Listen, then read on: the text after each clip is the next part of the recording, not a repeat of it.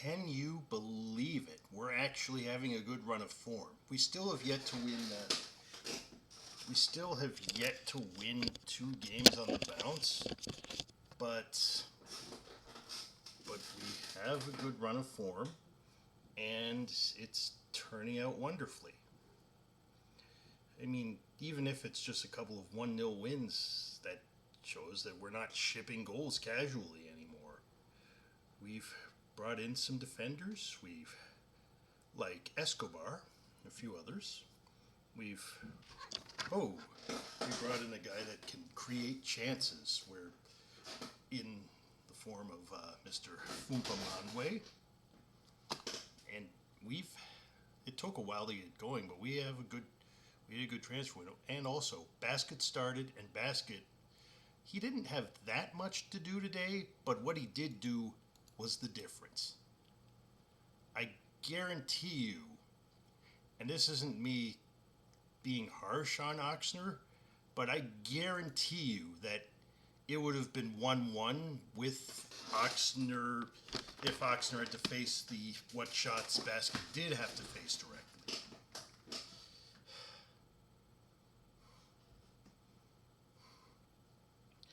One thing that's notable is, and Aparicio, well, there was a lot of frustration I noticed in the Pacific side, being heavily rotated, presumably being heavily rotated for the CONCACAF League fixture that just happened yesterday, where they almost won, but they lost on pens. I mean, a lot of people, there was a lot of frustration, and it manifested especially with Aparicio, who ended up getting a straight red. Gazdov was pretty solid for Pacific too. No one saves like Gazdov, at least very few people do. But all we needed was to put one through him, and Lamothe did. Lamothe has been amazing recently, and until recently, this guy was the guy that I doubted among our midfielders. I even made the joke in the Discord where like there's a list and the second to last one doesn't really have an adjective because they're the one that they don't really rate, and Lamothe was it. Ain't I the fool? And I would always rather be pleasantly surprised than vindicated. And that's Lamothe. Less surprising was, the fact that Fernandez absolutely bossed that right-hand side. We had some decent subs. We used all 5 subs reasonably well. Rampersand JGL was suspended for yellow card accumulation, but we weren't completely hosed without him this time.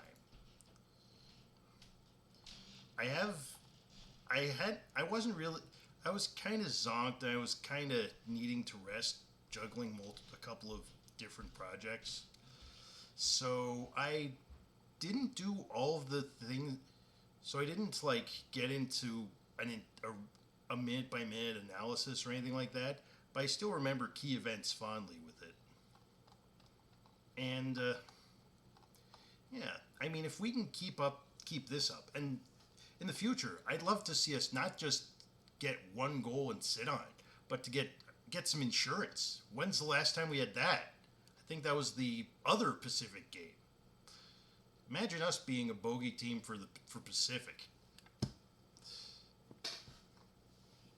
Right, so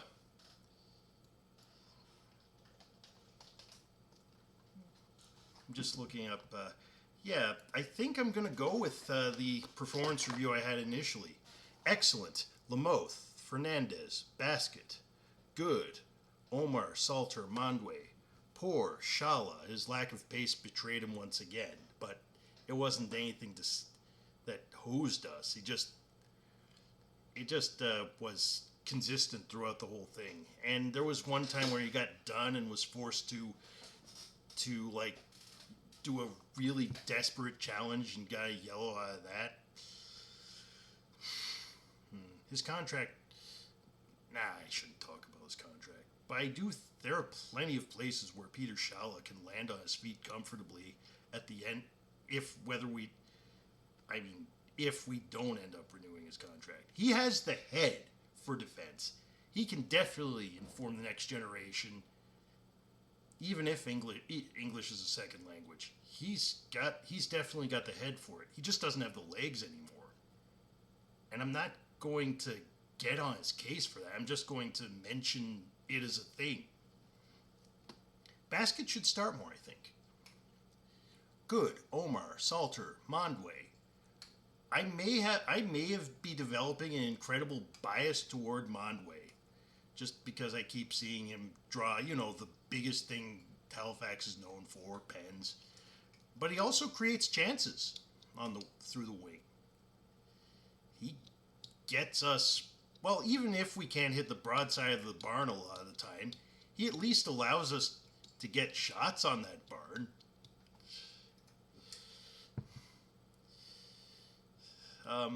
Yeah. So, I'm sorry I'm not as articulate or detailed as super analyzing as I was before. I'm just glad we're picking up some kind of form, and I just figured I'd just get in on that. Run down on that wing, Foompa Mwandwe.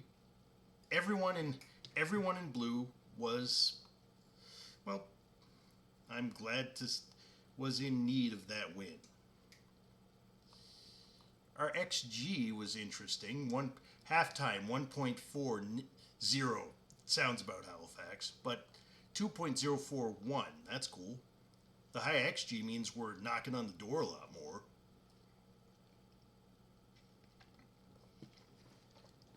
We got 2 wins out of 3, and even the one we lost, we had a genuine shot at. We just needed to work the mistakes out of the system we were trying to adapt to.